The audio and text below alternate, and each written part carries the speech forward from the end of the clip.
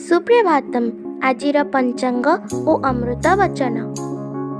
सुप्रभातम अद्य दिवसस्य पंचांगम।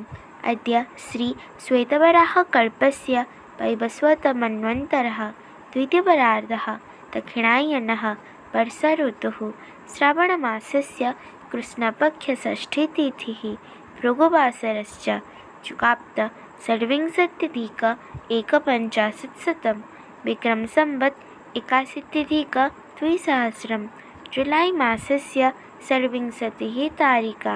अद्य दिवसः सर्वेषां कृते मङ्गलमयं भवतु इति विभोपदारविन्दयोः विनम्रप्रार्थना।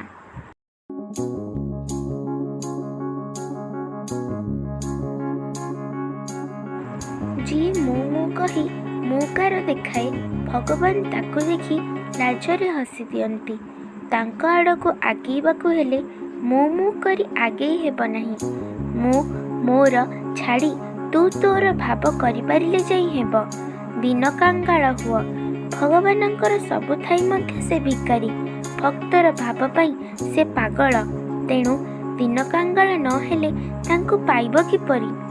ଠାକୁର ଶ୍ରୀ ଅଭିରାମ ପରମହଂସ।